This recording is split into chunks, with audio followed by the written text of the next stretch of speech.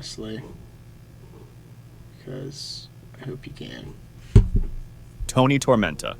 Antonio Ezequiel Oh my god, I can't hear it in both my ears.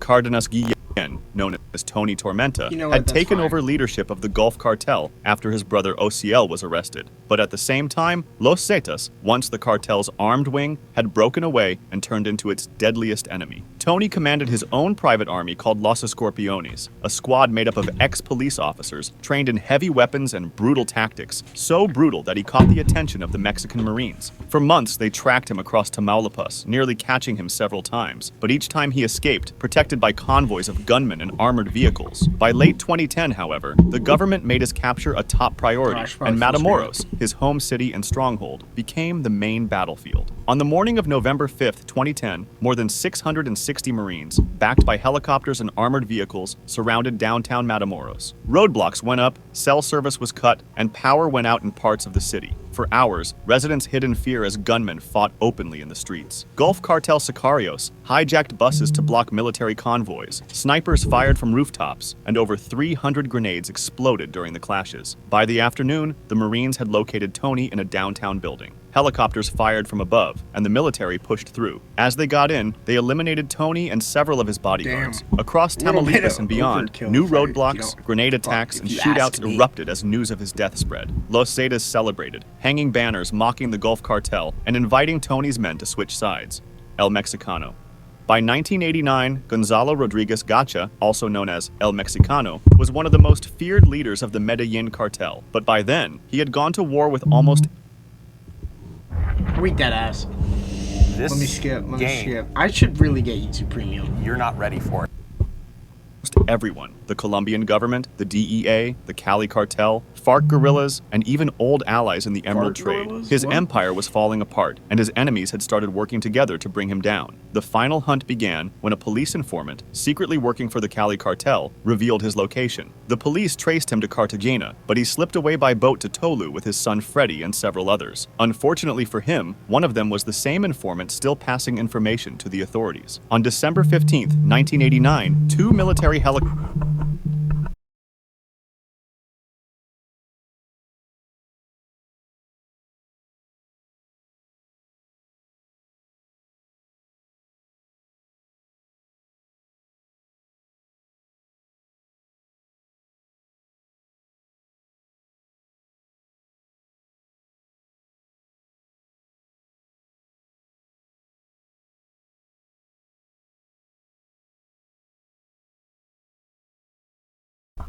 Sorry, somebody called me. helicopters carrying elite police units launched the attack, and at first, Gacha and his men tried to hide by dressing as farm workers. But when helicopters circled overhead, they ran to a red truck and attempted to escape. A running gunfight followed across the countryside Holy shit. until, near a group of trees, some of his bodyguards and his son Freddy exchanged fire with police and were killed. Gacha, with one bodyguard left, kept fleeing in the truck until they abandoned it and tried to escape on foot through a banana plantation. Cornered and wounded, Gacha fired at a helicopter with a German submachine gun. His shots gave away his position, and the police answered with bursts of machine gun fire from above. Shit. A bullet struck him in the leg, bringing him down, and moments later another hit him in the face, killing him. 2 days later, on December 17th, thousands of people gathered in his hometown of Pacho for his funeral. Estimates put the crowd as high as 15,000. So was he a good dude or not? Because, like, I feel like, I mean, unless they were, like, disrespecting himself, or not himself, him, like, why would that many people gather? Did he, like, help the community? Bit weird. Pacho Herrera. In 1996, Helmer Herrera, one of the four leaders of the Cali cartel known as Pacho, surrendered to Colombian authorities after the other Cali bosses had been arrested. Unlike the Rodriguez Orejuela brothers, he operated more in the shadows, rarely appearing in public, and almost never being mentioned by name. But this didn't prevent him from having enemies, even while in prison. Herrera and the whole Cali cartel had long been in conflict with the Norte del Valle cartel, a powerful offshoot of Cali, and rumors spread that Herrera had betrayed their leader, Orlando Henao, by giving information to the DEA. On November 6, 1998, during a football match inside the prison, Rafael Angel Uribe Serna entered the field. Uribe was not a stranger. He had been close to Herrera for years and even worked as an advisor. Herrera reportedly stopped the game and went to greet him. They hugged, and at that moment, Uribe suddenly pulled out a gun and shot Herrera 7 times in the head. How the fuck did he get a gun in prison? And guards took him away, but Herrera died soon after in the hospital. Uribe later claimed Herrera had threatened his family after he failed to kill an emerald tycoon on Herrera's orders, but investigators doubted this. Many believed Uribe was acting under orders from the Norte del Valle cartel themselves. Arturo Beltran Leyva. Marcos Arturo Beltran Leyva, once called El Jefe de Jefes, or the Boss of Bosses, by his gunmen, had risen inside the Sinaloa cartel with his brothers by running security and drug routes for El Chapo. But after his brother Alfredo was arrested in 2008, the Beltran Leyva clan blamed El Chapo for betraying them. They broke away, formed their own cartel, and allied with Los Zetas, which were enemies of El Chapo, turning Mexico into a battlefield between former partners. Arturo led with brutality, filling the country with assassins, bribing officials, and spreading terror. So by late 2009, the Mexican government had made him one of its top targets. On December 11th, Arturo threw a lavish Christmas party at a mansion in Cuernavaca, but Mexican Navy Special Forces raided the house, sparking Why would you throw like an extravagant party when you know you're being hunted down? Like, they're not gonna look there. They have eyes on probably like all of your houses. It's such a stupid idea. firefight that killed 3 of his men and a neighbor. Arturo escaped, but 5 days later, intelligence led the Navy to another luxury apartment where Arturo was hiding. This time, they came with a crazy amount of force. Around 200 Marines, backed by tanks and helicopters, surrounded the building. A 90-minute gun battle followed. Arturo's men hurled grenades to hold them off, but Marines repelled from helicopters and stormed the building. When it was over, Arturo and 3 of his men were dead. The aftermath was bloody. Damn. Days later, gunmen assassinated family members of Melchizedek Angulo Cordova, the Marine killed in the raid, murdering his mother and relatives after his funeral. Then, a banner left at a kindergarten warned of more reprisals. El Señor de los Cielos. Fuck. On July 4th, Like North 1997, Korea. Amado Carrillo Fuentes, known as El Señor de los Cielos, or Lord of the Skies, for the huge fleet of jets he used to move cocaine, entered a private hospital in Mexico City to change his face, and you'll soon understand why. By then, he was the most powerful drug lord in Mexico, head of the Juarez cartel, and worth an estimated $25 billion, but pressure against him was growing. Both U.S. and Mexican authorities were closing in, and ordinary Mexicans had started protesting the politicians that allowed traffickers like him to operate. Carrillo, while on the run, believed surgery could buy him time. At Santa Monica Hospital, he underwent major plastic surgery on his face, along with liposuction to change his appearance, but the operation didn't go as expected. Whether from a bad reaction to medication or a broken respirator, complications set in, and in the early hours of July 5th, Amado Carrillo Fuentes was dead. The They most had to powerful be, drug like- trafficker in Mexico had not died in a gun battle or an ambush, but on an operating table. That had to be planned by one of the doctors. There's no way. Like, the Mexican government or America had to have been like, yo, just kill his ass. Because that's such like an easy surgery, even if it was invasive.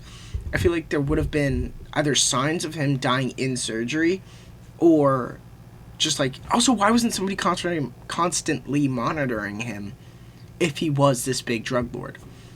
That's weird. Rumors spread quickly, with many insisting Carrillo had faked his death to escape justice. The government was forced to publicly display his body maybe. to silence the speculation. Months later, the 2 surgeons who had performed the operation were found murdered. The Juarez cartel fell into chaos almost immediately, and a bloody fight for control of what Carrillo had left behind started. Ramon Arellano Felix.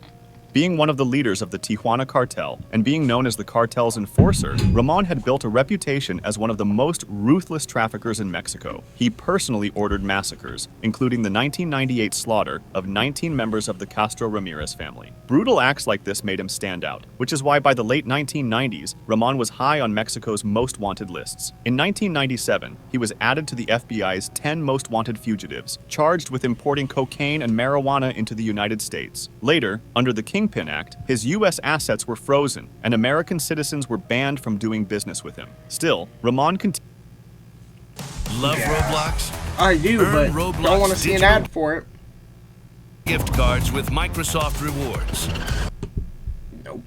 continued to operate in Mexico, but on February 10, 2002, while he was driving in Mazatlan, a Mexican police officer, Angel Antonio Arias Torres, pulled him over for a traffic violation. What seemed like a routine stop exploded into violence. Ramon pulled a gun and shot the officer twice in the chest, mortally wounding him. Even as he collapsed, Arias Torres managed to fire back, hitting Ramon in the head and killing him instantly. Both men died in the exchange. Some accounts, however, say that the stop was not an accident. According to these stories, Joaquin Guzman, known as El Chapo, set up the ambush to remove one of his most dangerous rivals. If that's true, he succeeded, since Ramon's death marked the beginning of the end. If he just didn't pull his fucking gun, he would have been fine. Like, drove off. Once again, another person with no bodyguards around him, but he's this important. What? This seems... I think maybe they're just dumbasses, and they're like, I'm invincible. I don't know. These seem weird. And for the Tijuana cartel. Just weeks later, his brother Benjamin was arrested, and within a few years, most of the Arellano Felix brothers were either captured or dead. Francisco Rafael Arellano Felix. On October 18, 2013, Francisco Rafael, the oldest of the brothers who once controlled the Tijuana cartel, was celebrating his 64th birthday in Los Cabos, and around 80 to 100 guests, including politicians, businessmen, athletes, and other VIPs, went to the party. By then, he had been out of cartel leadership for years, after getting arrested in 1993 and released in 2008. Just after 8 p.m., a man dressed as a clown walked in, and he blended in long enough to get close. When he was only 3 feet away, he pulled out a pistol and shot Francisco Rafael in the head and chest. No. As he fell to the floor, the gunman fired more shots before escaping through a back door to a black SUV waiting outside. Guests panicked, running for cover under tables or fleeing into the night. The motive was never fully clear. Authorities suggested it may have been revenge over old debts rivalries, possibly tied to the Sinaloa cartel or the Beltran Leyva cartel. Some believed he had angered El Chapo by tipping off authorities about his presence in Los Cabos the year before. What made the case even more mysterious was that security at the party was unusually low, and many guests left before police could question them, leaving little evidence. El Yeah. Lasca. Heriberto Lascano was a former soldier who defected from the Mexican army and helped create Los Zetas, the armed wing of the Gulf Cartel that later broke away and became one of the most violent criminal groups in the country, as we mentioned in Tony Tormenta's section. By the late 2000s, he was one of Mexico's most wanted men, so much so that the US government offered a $5 million reward for him, while Mexico added another $2 million. Fuck. His end came on October 7, 2012, when, acting on a civilian tip about armed men at a baseball game, Mexican Marines moved in. Lascano and a bodyguard opened fire from a white van, starting a shootout that killed both of them and one Marine. Fingerprint tests confirmed the dead man was Lascano, These making Mexican him the most Marines must be, powerful like, cartel built boss different, killed the amount of since fucking Mexico's action drug they war get. began in 2006. But the story didn't end there. His body was taken to a funeral home in Sabinas, Coahuila, and before officials could make the news public, a convoy of masked gunmen stormed the building, overpowered staff, and stole Lascano's corpse. That's because in the Zetas' paramilitary culture, no man was to be left behind. His body has never been recovered.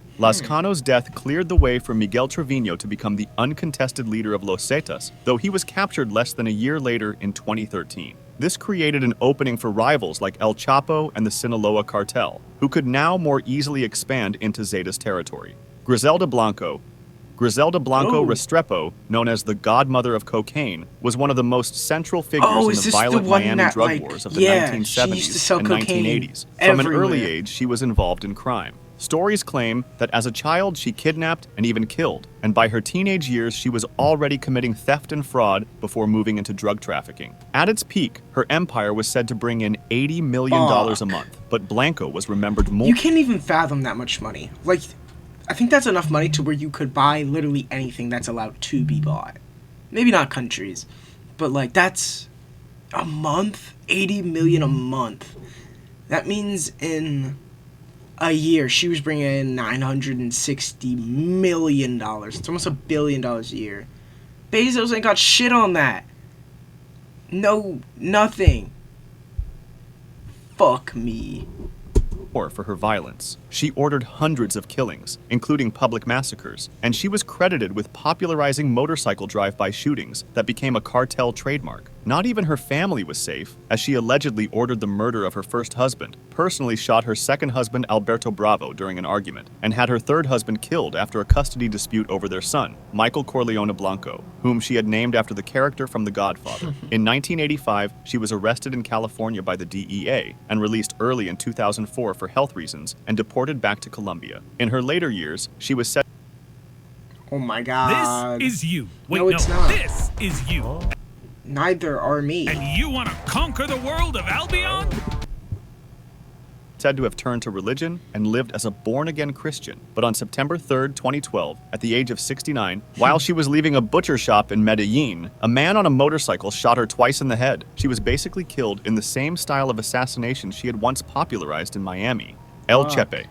On January 11, 1996, El Chepe, whose real name was Jose Santa Cruz Londoño, had escaped from the La Picota prison in Bogota. He was one of the founding leaders of the Cali cartel, and unlike the Medellin cartel under Pablo Escobar, which fought openly with bombings and assassinations, Cali used a quieter approach with corruption and bribery. This seemed to work, since at its peak, the cartel supplied up to 80% of the cocaine in the world. But after Escobar's death in 1993, all eyes turned to Cali. This was made worse by the bloody war with the Norte del Valle cartel that we previously mentioned. Its leaders, together with paramilitary commander Carlos Castaño and corrupt police colonel Danilo Gonzalez, agreed that Chepe had to die. They arranged an ambush disguised as a police checkpoint, and El Chepe was shot dead on the spot.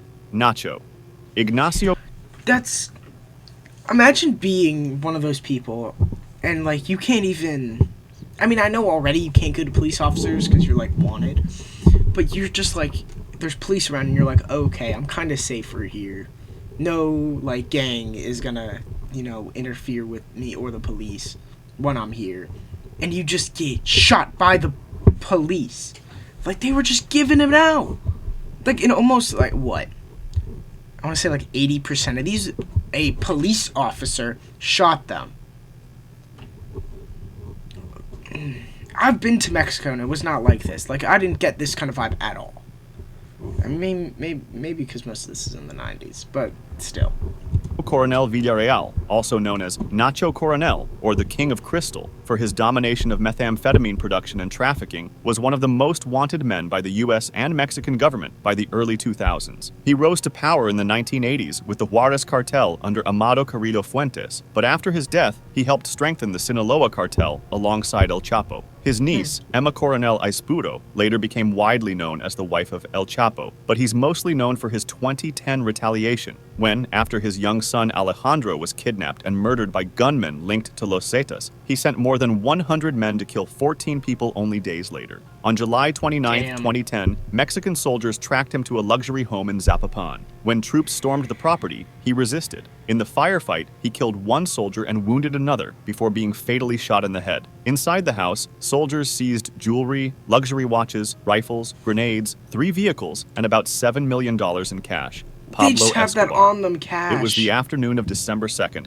1993, and Pablo Escobar was hiding in a modest house in a Medellin neighborhood. For more than a year, he had been on the run after escaping from his private prison, La Catedral, where he had lived in comfort and continued his criminal operations even while locked up. The Colombian government, with support from the United States, had been hunting him non-stop, and his rivals in the Cali cartel also wanted him dead. His actions brought even more attention towards him, like when he bombed Avianca Flight 203 in an attempt to kill a presidential candidate, Cesar Gaviria, but instead killed more than 100 innocent people. Colombian special forces, using U.S. technology that tracked a phone call he made to his family, found him in Medellin. As police closed in, Escobar tried to escape across the rooftops with his bodyguard, but a gunfight broke out. Bullets hit him in the torso and legs, but the shot that finished it struck his head. Some believe the police fired it, while others think Escobar shot himself. His death marked the fall of the Medellin cartel, and more than 25,000 people attended his funeral.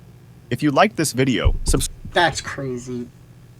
The amount of influence these people had. Like, it makes me think about, like, whether it's in the U.S. today, too, if they're not necessarily drug lords, but really rich people that do have this influence, which I definitely think happens because of the lobbying. If you don't know what that is, that's when an interest group or like a group of people or a person will fund a politician's kind of campaign to, and like in turn the politician like pushes their message. It's what happened with Trump and Elon Musk basically.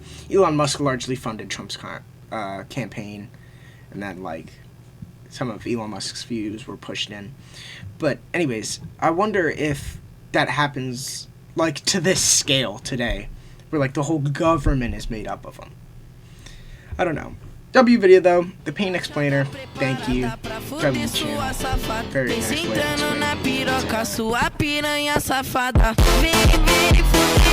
it.